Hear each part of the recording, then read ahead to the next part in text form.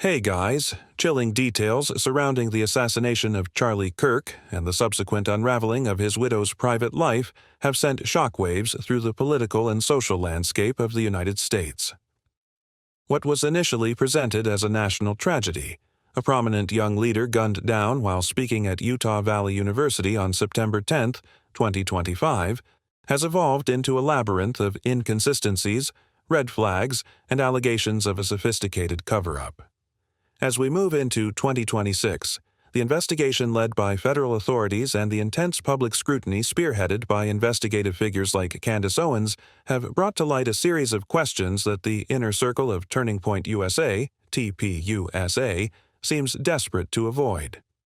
At the center of this storm is Erica Kirk, the woman once seen as a grieving widow, now being labeled by critics as the happiest widow ever. The narrative of the devoted wife is crumbling under the weight of unearthed receipts, questionable timelines, and a behavior pattern that Charlie's own parents have reportedly described as a total disrespect to his memory and a betrayal of the family legacy. To understand why the public trust is eroding so rapidly, we have to look back at the day that changed everything. While the official accounts focused on the shooter and the massive security failure at the university, Candace Owens has pointed her gaze with a Z toward a much more intimate mystery. Her number one unanswered question involves a specific 60-minute gap on a tarmac in Arizona. According to flight records and insider testimony, Erica Kirk's private plane landed an hour before that of Andrew Colvett, the TPUSA spokesperson and executive producer of The Charlie Kirk Show.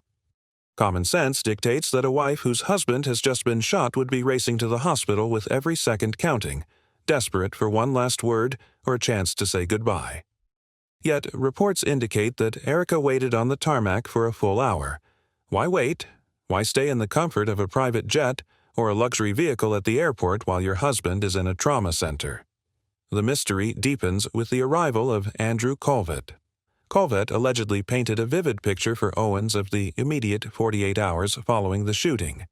He described a scene of overwhelming anxiety on his flight, claiming that as soon as he landed, he ran into Erica's arms on the tarmac and boo-hoo cried, collapsing into her embrace. This raises immediate red flags for investigators and observers alike. Why was the primary emotional support for the executive producer the victim's wife, rather than his own wife who was reportedly on the same plane with him? Furthermore, the logistical behavior of the pair upon reaching the hospital adds another layer of suspicion. Despite meeting at the airport and presumably traveling together, they entered the hospital through different entrances, Erica through the back and Colvett through the front. In the world of counterintelligence and psychological operations, this is known as compartmentalization or split entry, a tactic used to avoid being seen together or to manage public perception.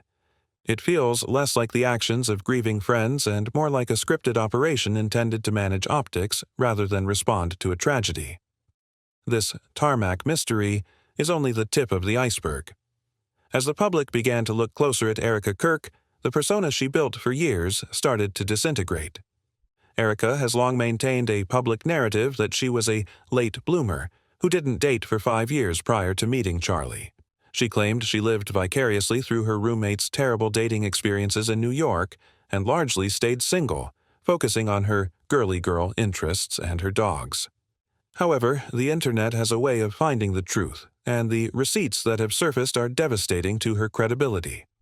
During that supposed 5-year dry spell, digital footprints show a trail of high-profile relationships.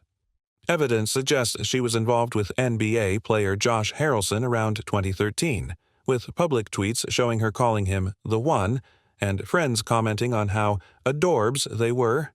There are records of her dating Survivor star Joe Anglim, with videos surfacing of them together at shooting ranges, exhibiting a comfort level that goes far beyond a casual acquaintance.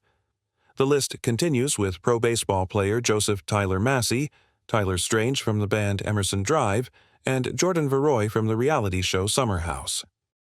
Even more controversial is her history with Cabot Phillips. Despite the no dating claim, records show them together as early as 2017, engaging in painting dates and intimate social media exchanges, posts that were later scrubbed in an apparent attempt to rewrite her history before marrying Charlie. This pattern of scrubbing her past suggests a deliberate effort to present a specific, clean image to the TPUSA audience, an image of a wholesome, inexperienced woman that mirrored Charlie's own lack of dating experience. The realization that Charlie might have been married to a woman who was all over the place in the dating world, while he was playing along with a carefully crafted public image, has led many to wonder if Charlie himself eventually wanted out of what some are calling a controlled relationship. The behavior of Erica Kirk following Charlie's death has only fueled these fires. Only 4 months after the assassination, Erica was spotted at the Peach Bowl college football game. Eyewitnesses didn't see a woman in mourning. They saw a woman beaming, dressed in leather pants and carrying a Louis Vuitton bag, accompanied by a mystery man. The vibes were described as intimate, with the two reportedly locking eyes and showing an energy that was definitely not professional. When photos of this encounter began to circulate, a classic psyop tactic was allegedly deployed. A fake, AI-manipulated photo of Erica with a guy in an I Love CK shirt was released and pushed by accounts that actually support Erica. This allowed her supporters to claim that any mystery man rumors were just deep fakes created by enemies. By debunking a fake photo they likely released themselves, they effectively poisoned the well, making it harder for the public to believe the real photos of her with her new companion. This brings us to the internal rift within the Kirk family. Sources close to Charlie's parents indicate they are shocked and disgusted by Erica's actions.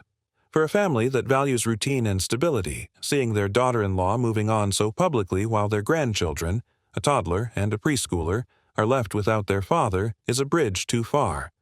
The kids are at an age where they need their remaining parent the most, yet Erica's schedule seems to be filling up with high-profile appearances and social outings.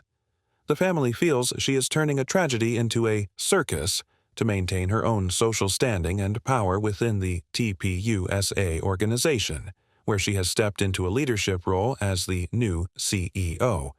The role of Andrew Colvett in this drama cannot be overstated. As the spokesperson for TPUSA, he has been at the forefront of debunking investigations, yet he has been caught in multiple metadata slips. When a whistleblower named Mitch claimed he saw Erica with her ex, Cabot Phillips, at a hotel near Fort Huachuca on September 8th, just days before the assassination, Colvett tried to shut it down by sharing a photo of Erica with her kids as proof she was elsewhere. However, the metadata on the photo showed it was taken on September 9th, not the 8th. This was a deliberate misdirection, a tactic used to create just enough confusion so people stop asking the right questions and start arguing over the wrong details. The suspicion is that the TPUSA handlers are desperate to bury the truth about what was happening in the Kirk marriage and the organization in the weeks leading up to September 10th. Was Charlie planning to leave? Was he becoming a liability to the shell companies mentioned in the federal investigation? The comparison to the JFK assassination is frequently made because of the sheer volume of lone nut narratives being pushed by the organization, while the actual evidence points toward a much more complex web of players. The narrative that Erica was a late bloomer who found her soulmate in Charlie is increasingly seen as a marketing script rather than a reality. Furthermore, the optics of Erica's forgiveness toward the assassin have rubbed many the wrong way. While she makes public statements about grace and faith, she and the TPUSA establishment have been quick to condemn and issue legal threats to anyone asking questions about the logistics of that day. This duality, forgiving the killer while attacking the investigators, is a major red flag for the public. It mirrors the way Jackie Kennedy was expected to behave, but with a modern, techno-pyrotechnic twist that feels more like a brand relaunch than a funeral. In the end, the question remains, why is the widow so happy? Why are there so many contradictions regarding her past, her movements at the airport, and her current associations? The federal investigation continues to peel back the layers, but the social media war has already decided one thing in the court of public opinion. The official story doesn't add up. Whether it's the mystery man at the football game, the scrubbing of old boyfriends, or the suspicious 60 Minutes on the tarmac, the pressure is mounting. Erica Kirk's past is unraveling fast, and as more receipts surface, the image of the girly girl with amazing genetics is being replaced by the image of a woman who knows exactly how to manipulate a narrative. As we look toward the trial of the alleged sniper, Tyler Robinson, scheduled for mid-2026, the real focus might shift toward those who stood to gain the most from Charlie's silence. The truth about Fort Huachuca, the secret boyfriends, and the psychological tactics used to distract the public are all converging into a single, undeniable reality. This case is far from closed.